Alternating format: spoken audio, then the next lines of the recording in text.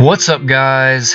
You already know what time it is. We're about a week out from the biggest UFC event of the year so far. This card is absolutely stacked.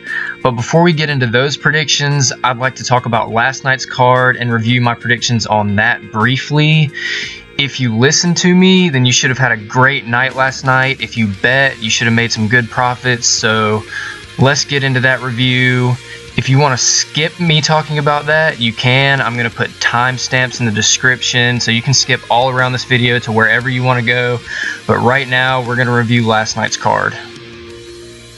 Okay, so as you can see, I picked every winner correct except for one, and I got 4 methods of victory correct.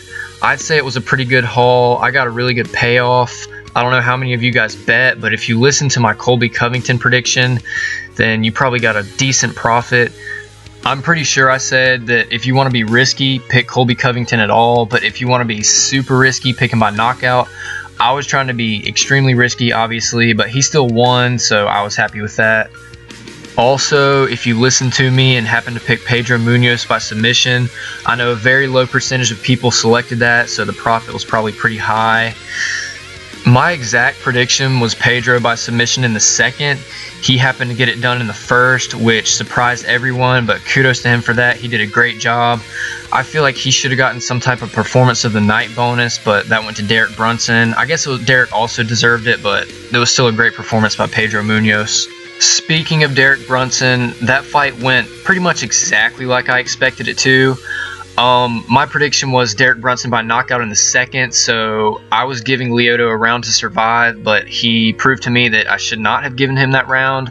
Lyoto should have stayed retired. Nothing against the man. He was a dominant fighter in his prime. He just should not have come back. He's like those old fighters that they just do not need to come back, and they don't need to hang around. So I expect Lyoto to retire after this, and I expect Derek Brunson to be propelled into the top 5 in the division. Well, that's pretty much all I wanted to talk about regarding last night's card, so now we can move on to the UFC 217 predictions. Okay, so for the first fight on the main card of UFC 217, we have Johny Big Rig Hendricks, who is an absolute shell of his former self, versus Paulo Borrachinha, who's an up-and-coming undefeated guy who's finished all of his opponents. So guys, right here we have a prime example of the UFC feeding a fairly recognizable big name to a new up-and-comer to build his name. I highly doubt that Johny will win this fight in any fashion. I don't even think Johnny's going to make weight. Look at this picture of him. He looks fat. Like, that's not Johny Hendricks. So, sadly, I think Johny Hendricks is kind of in the same boat as Lyoto. Like, he needs to retire. He's not looking too good. So my humble, honest prediction is that Paulo is going to knock out Johny Hendricks in the first round. But before we move on, I will say this. First of all, to clarify, I in no way think that Johny Hendricks could win this fight. But I know that he switched up his training camps. I'm not sure exactly who he's training with. But the only slight, small sliver of possibility that he could win is if whoever he's training with now just got a completely different new mentality and fighting spirit in Johny. But I doubt that. So yeah, my prediction's still the same, that Paulo is going to finish him in the first round by knockout. So for the next fight on the main card, we have Steven Wonderboy Thompson, who, fun fact, lives like an hour and a half away from me, versus Jorge Masvidal. And right here, we have a striker versus striker matchup.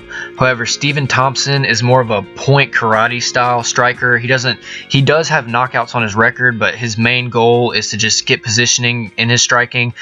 But Jorge Masvidal is more of a brawling, gritty striker who will try to knock you out and will throw hands. This fight could easily be compared to when Steven Thompson fought Robert Whittaker a while ago, in the sense that Robert is more of that gritty type brawler, whereas Steven is the point karate striker. Steven did happen to win that fight by knockout in the first round. However, I don't think this fight is going to play out like that. I think Steven is just going to dance around and get his fancy kicks, get his punches off, and he's just going to outposition Jorge in the striking. I think Steven is light years ahead of Jorge in striking. Also, if Jorge does happen to catch Steven and drop him, we all know that Steven is very durable, and I'm not being biased here. He withstood Tyron Woodley's power punches. And honestly, I think that Steven should be 13-0-2 because that second fight with Woodley was more of a draw than the first one, in my opinion. I just think they gave it to Woodley to have some type of closure. But yeah, back to this fight, I just think that Steven is a more precise striker, the better striker. So I expect Stephen Thompson to win by decision.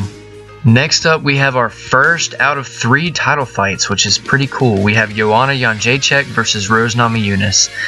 And I'm sorry, but guys, Rose isn't ready. I'm pretty sure the only reason she got this fight was because Jessica, Claudia, and Carolina all had fights. So, well, let me just tell you how I think this fight's going to play out. I think Rose she has good striking, decent striking, but it's nowhere near Joanna's. And I also don't think that Rose is going to be able to take Joanna down. So I kind of see this being maybe a semi-boring fight because I don't really know if Joanna's going to be able to put Rose away because Rose is pretty durable. I don't think she's ever been knocked out. And Joanna's, I think, past 4 or 5 wins have all come by unanimous decision. So I'm just going with the flow here. I think that Joanna is going to grind out a decision over Rose. Might not be too interesting of a fight, but Rose has the potential to upset Joanna, setting the record for the most female title defenses. All in all, I just think Joanna's going to win by decision, so there's my 2 cents. Next up, we've got the real main event, Cody Garbrandt versus TJ Dillashaw. This is going to be a great fight. This is the one that I'm personally the most excited for. Contrary to what most people think, I don't think this fight's going to end in a finish. I think Cody's wrestling and grappling is good enough to where TJ would not be able to submit him. Cody also has amazing movement, and he also has a great chin, so there's no way TJ's going to knock him out. However, on the flip side of that, I also think there's 0 chance that Cody's going to submit TJ, and I really don't think he's going to knock TJ out. I know TJ has been knocked out before, but I think he's really elevated his game since then, so I think this is going to be the opposite of the Joanna Rose fight in the sense that this is going to be a decision fight, but it's going to be very interesting. I expect an almost repeat of the Dom fight, the Dom Cody fight, and the Dom TJ fight. They went to decision, but they were really interesting, really high-paced. So I also think this is going to be a really high-paced fight, but my final prediction is Cody Garbrandt by decision. I hope they can squash their beef, but I highly doubt that. There might even be a rematch between these guys down the road. But yeah, Cody by decision. That is my prediction.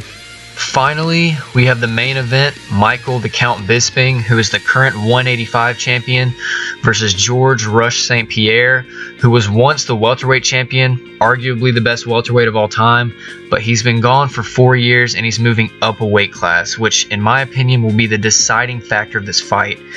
I personally believe that George St. Pierre in his prime is a much better fighter than Michael Bisping in his prime.